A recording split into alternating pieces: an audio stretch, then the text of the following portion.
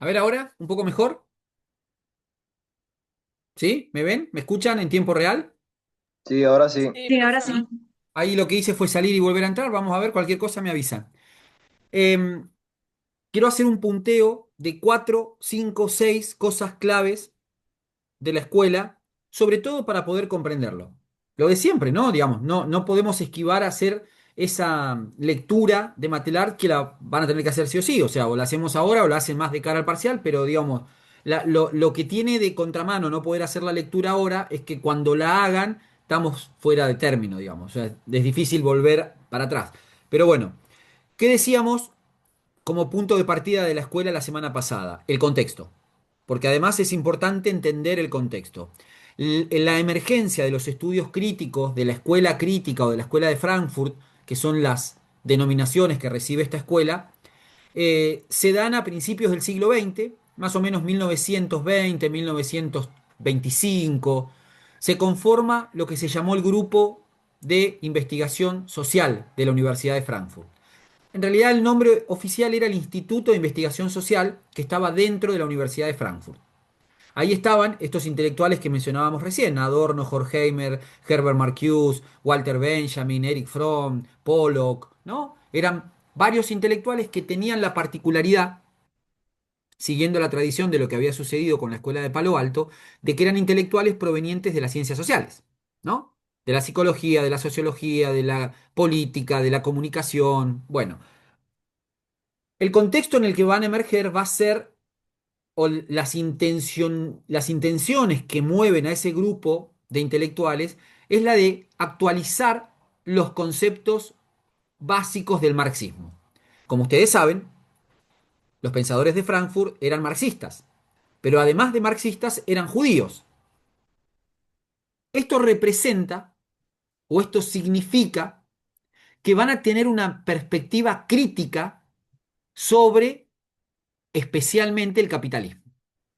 Y todos Disculpe, aquí, profe, disculpe, profe, se trabó en la parte, que se trabó en la parte del contexto que van a emerger las intenciones, o sea, las intenciones que mueven a ese grupo de intelectuales, que yo por lo menos. bien, lo que yo les decía ahí en ese aspecto era que, díganme si se escucha.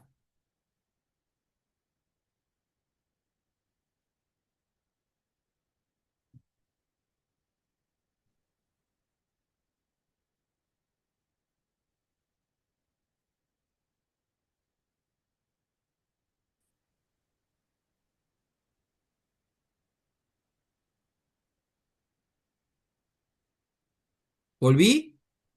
¿Ahora me escuchan? Sí, profe. Bueno, em, dos datos importantes del contexto. Primero, los pensadores de Frankfurt realizan una crítica al capitalismo en sus dimensiones comunicativas y culturales. ¿Se acuerdan? Lo conversábamos la semana pasada. Es decir, esa forma instrumental, estandarizada, fordista, repetitiva de producir cultura en el seno de la sociedad norteamericana y al mismo tiempo exportarla a todo el mundo, es lo que a los pensadores de Frankfurt les va a provocar ese profundo rechazo. Por eso ellos tienen esa frase que dice: a una sociedad cosificada le corresponde una cultura cosificada, es decir, vuelta a una cosa. ¿Por qué plantean esto ellos? Porque para la escuela de Frankfurt, la cultura era el vehículo, era la forma a partir de la cual los sujetos construían su trascendencia, se conmovían, se vinculaban con lo más humano del ser humano, ¿no? el arte, la literatura, lo que hace es ensanchar los límites de la imaginación, imaginar mundos distintos.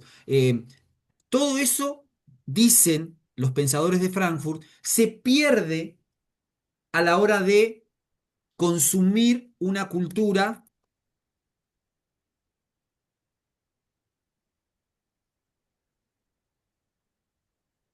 como la comida rápida, ¿no? Al modelo McDonald's.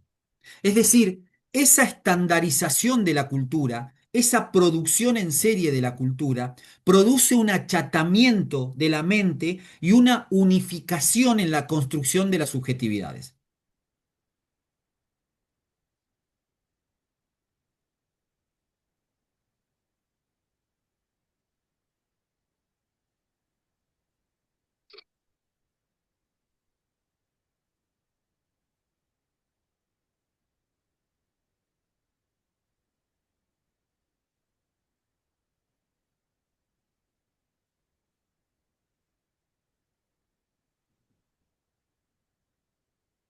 Esa producción y consumo en serie de productos culturales genera un empobrecimiento de los límites y produce una única forma de ver el mundo. Por eso se explica cómo, lo charlábamos la semana pasada, nuestra manera de ver el mundo está unificada. Por eso, por ese atravesamiento, esa penetración cultural, esa imposición de hábitos de consumo, de cultura, hace que las subjetividades, las mentes, se amolden a ese tipo de consumo que es un consumo fast food, que es un consumo sumamente fordista. Y la segunda de esas partes o elementos fundamentales, lo segundo, es la crítica y el asombro ante el avance de los gobiernos totalitarios en Europa.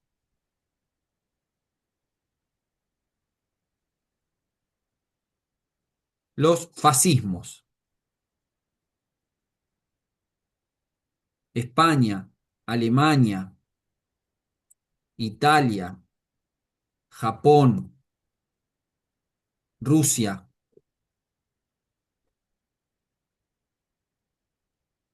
Estos movimientos totalitarios se vuelcan al control y violencia desmedida sobre la población. Entonces, para los pensadores de Frankfurt hay como un doble mecanismo de control.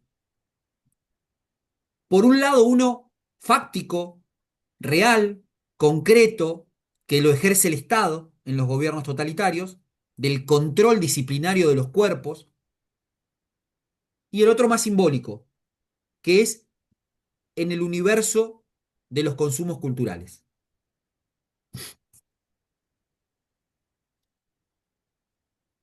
¿Se entiende? Sí, perfecto. Sí, profe.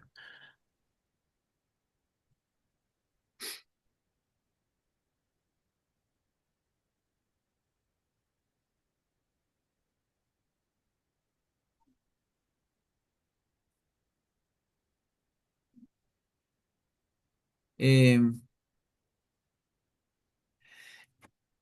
Estoy con el libro de Matelart abierto, ¿no?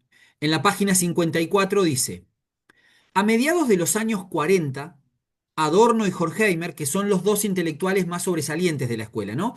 Más sobresalientes es relativo, porque la obra de Marcuse es importante, la obra de Benjamin también, pero digo, la obra más emblemática, el libro más emblemático de la escuela es Dialéctica del Iluminismo, que lo escriben Adorno y Horkheimer, ¿no? Entonces, Matelar hace referencia a esa obra. Dice, a mediados de los años 40, Adorno y Horkheimer crean el concepto de industria cultural.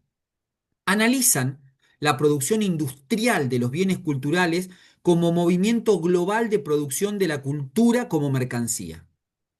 Los productos culturales, las películas, los programas de radio, las revistas manifiestan la misma racionalidad técnica, el mismo esquema de organización y planificación por parte del management que la fabricación de coches en serie o los proyectos de urbanismo.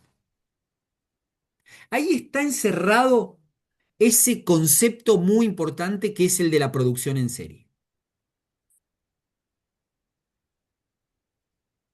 Se ha previsto algo para cada uno de tal modo que nadie pueda escapar. Cada sector de la producción está uniformizado y todos lo están en relación con los demás. La industria cultural proporciona en todas partes bienes estandarizados para satisfacer las numerosas demandas identificadas como otras tantas distinciones a las que los estándares de la producción deben responder.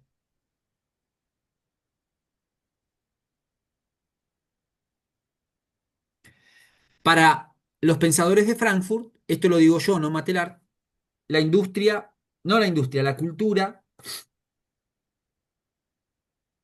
debía ser lo más alejado a esa reproducción serial o serializada como una mercancía.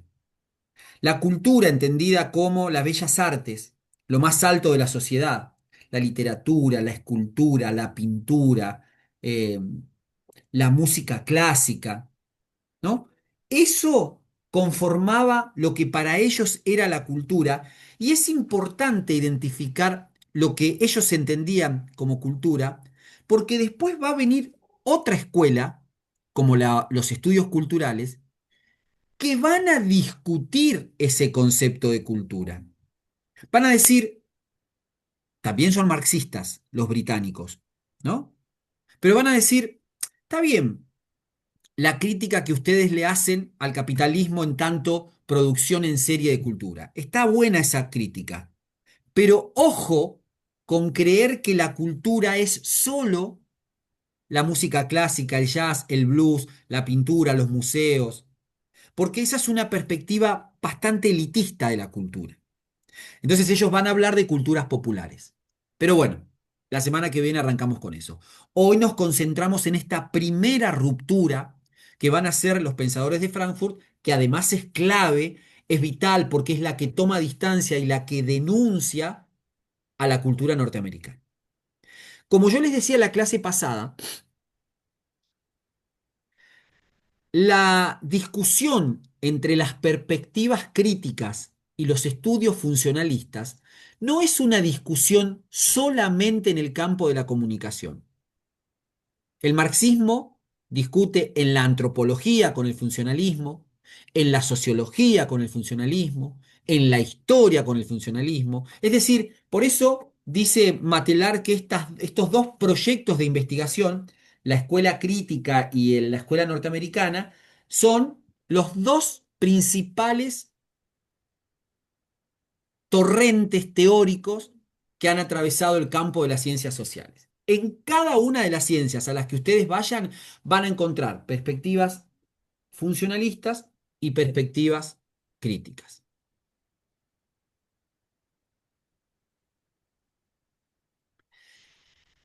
En el libro de Matelart se da una situación que Matelart la nombra como una situación anecdótica y es sumamente rica como ejemplo. A ver si encuentro, déjenme ver si encuentro un video que explique eso.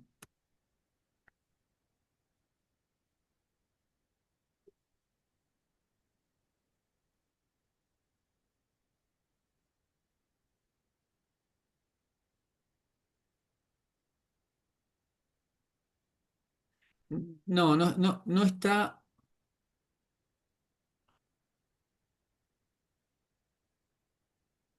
Déjenme ver, ¿eh? En el núcleo de la sociedad contemporánea. La...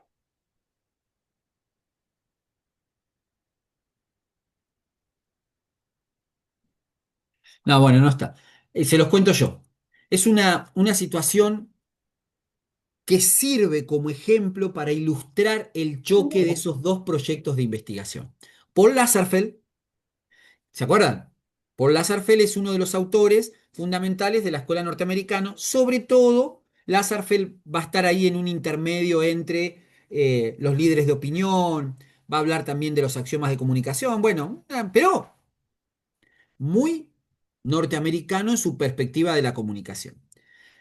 Cuando los intelectuales de Frankfurt asume Hitler y ellos tienen que exiliarse rápidamente y salir de Alemania por el avance del nazismo, Lazarsfeld, en un gesto muy noble, lo invita a Adorno, que lo conocía, a que venga a hacer un trabajo medio para rescatarlo, porque realmente el exilio era una figura muy difícil, o sea, tenían que salir corriendo con lo que tenían porque los mataban, digamos, ¿no? Entonces lo recibe Lazarsfeld en Estados Unidos. Paul Lazarsfeld, ¿no? Recibe a uno de sus principales amigos, pero al mismo tiempo críticos de la perspectiva norteamericana, lo recibe en Estados Unidos. Y lo invita a participar de un proyecto de investigación que estaban haciendo. Le dice, vení, Teodor, se hablaban así con mucha confianza, vení, Teodor, sentate acá con nosotros. Y le cuentan, en Estados Unidos estaban, ¿no? El proyecto que estaban llevando adelante, que era un proyecto de análisis estadístico de las masas. Entonces le dicen, nos encantaría contar con tu aporte, con tu mirada, a ver cómo podemos. Y Adorno se espanta. Adorno le dice, pero digo, le plantea algo así como, ustedes lo único que hacen, la única preocupación que tiene la escuela norteamericana es extraer datos para saber cómo dirigir los mensajes.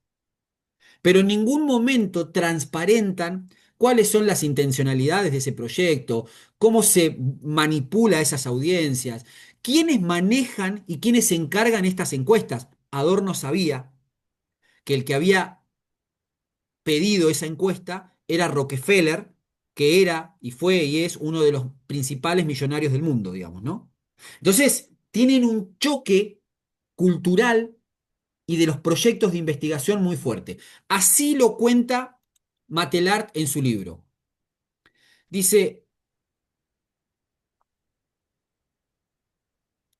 eh, con la toma del poder por parte de Hitler, despiden a Horkheimer y con él a todos los miembros fundadores judíos del instituto, financiado desde sus orígenes por hombres de negocio, bueno, sus fondos se crean sucursales.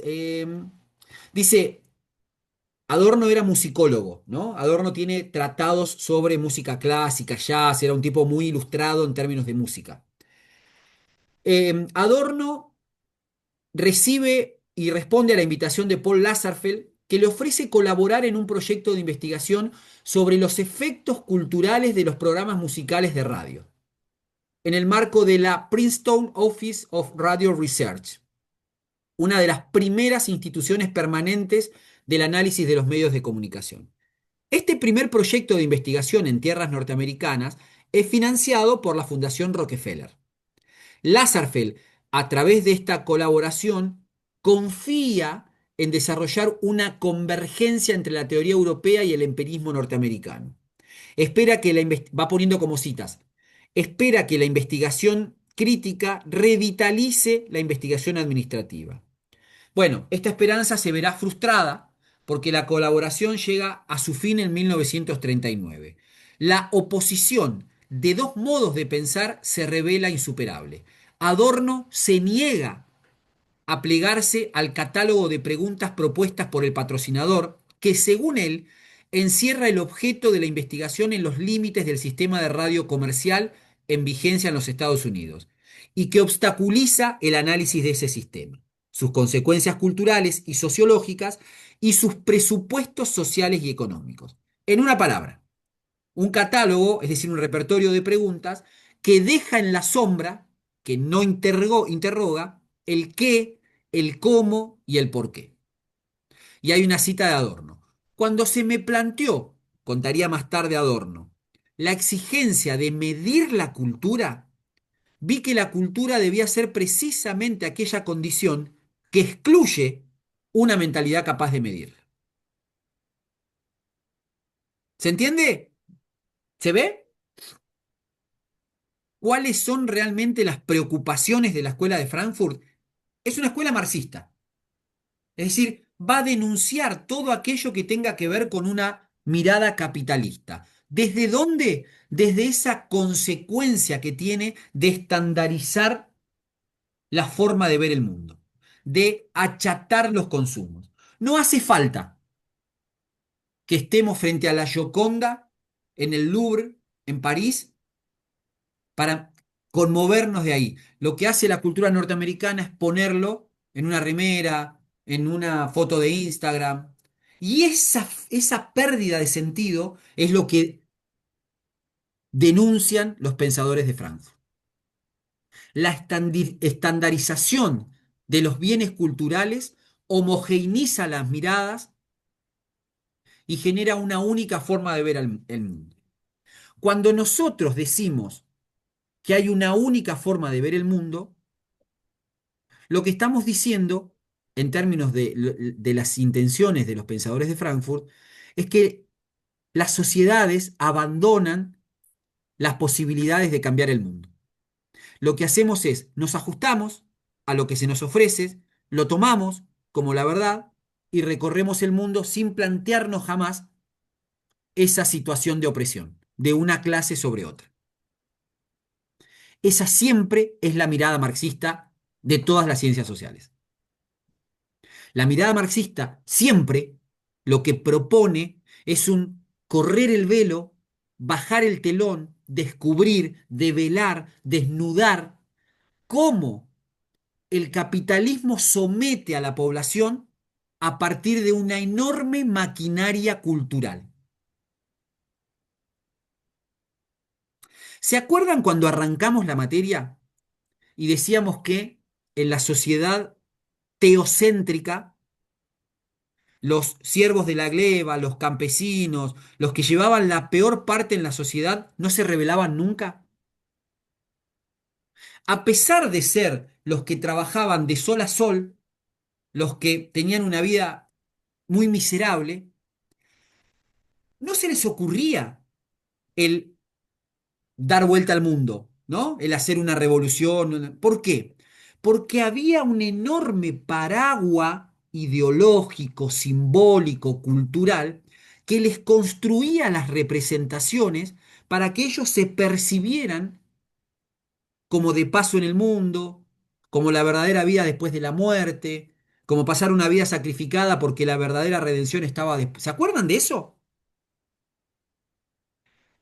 Los pensadores de Frankfurt lo que dicen es, esa lógica de una enorme maquinaria simbólica, conceptual, que mantiene a los sujetos al sistema, se traslada en el capitalismo y nos mantenemos sujetos por esa enorme maquinaria industrial, conceptual, simbólica, cultural, que nos hace aceptar el mundo tal cual como es. Lo que Barthes llama la mitologización de la realidad. Vivimos nuestra vida como si fuera un mito. Rara vez pensamos que es una construcción. Ahora, ¿por qué lo hacemos? ¿Lo hacemos porque somos tontos? ¿Porque no nos damos cuenta? No, porque hay un patrón cultural invisible, histórico, arraigado, estoy parafraseando a Adorno y Horkheimer, que hace que nuestros consumos culturales sean de ese tenor.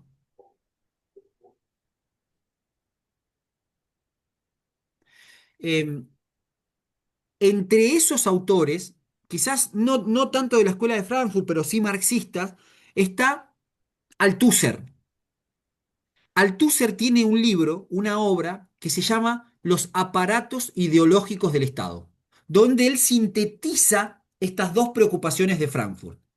Por un lado, los estados totalitarios, que hacen un uso de los medios de comunicación para llegar a la gente. Recuerdan que hablábamos de Goebbels, que era el principal actor de prensa y de la gestión de comunicación de Hitler, que usaba la radio para sensibilizar a las masas en los mensajes que se necesitaban. Y por otro lado, el uso de los medios masivos de comunicación capitalistas de la bajada de contenido uniformada. Ese esquema es el que Althusser da cuenta en su libro Los aparatos ideológicos del Estado, donde él dice que todos tengamos una misma mirada de la realidad no es casual, no es ingenuo, no es naif, no es neutral. Hay una intencionalidad de mantener sujetos a las personas para que no se caigan del sistema ideológicamente. ¿Se entiende hasta ahí? ¿Sí? Sí, profe. Sí, profe. Bueno, em,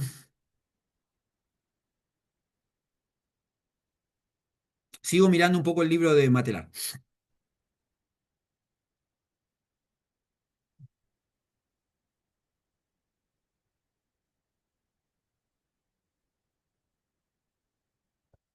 A mediados de los años 40, página 54, Adorno y Horkheimer crean el concepto de industria cultural. Cuando ustedes escuchen que algún municipio, que alguien tiene un segmento de industria cultural, les va a hacer ruido. La industria cultural tiene una enorme connotación negativa, digamos, ¿no? Para los pensadores de Frankfurt. Si hay algo, dice Frankfurt, que es lo menos industrializable que debería haber, son los bienes culturales, que tienen o deberían tener la marca de una creación. Ellos hablan de un concepto abstracto que se llama aura, que el aura es como una especie de energía que emerge cuando un sujeto es conmovido o conmocionado por un producto cultural. Ese campo de sentido, siguiendo a Uranga, que se produce frente a una obra, es lo que para Frankfurt debía experimentar la experiencia de la cultura. Para ellos, eso sucede cuando el arte moviliza, sensibiliza, conmueve. Y es el camino inverso o contrario a la estandarización de la cultura, a la música comercial, diríamos ahora si los vieran, ¿no? A los productos culturales, Frankfurt dirían el uso estandarizado de las plataformas, bueno, ese tipo de consumos son los que más se alejan de su perspectiva de la cultura. Estamos hablando de unos autores que hablaban en los años 40, ¿no? Horkheimer y Adorno analizan la producción industrial de los bienes culturales como movimiento global de producción de la cultura como mercancía. Anoten esa categoría porque es importante, la cultura como mercancía.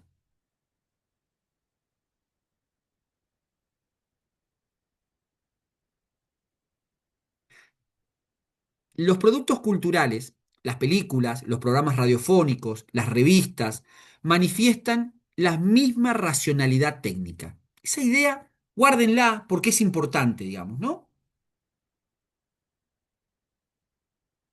La industria cultural, dice más abajo, fija de manera ejemplar la quiebra de la cultura, su caída en la mercancía. La transformación del acto cultural en un valor destruye su capacidad crítica y disuelve en él las huellas de una experiencia auténtica. La producción industrial sella la degradación de la función filosófica existencial de la cultura. Esta frase es para un cuadro.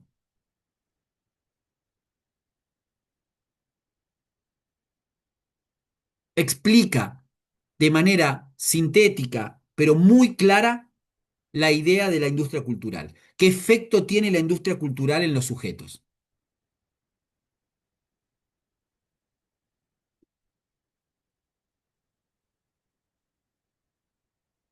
Bueno, salimos y volvemos a entrar, ¿sí? Que se corta el link.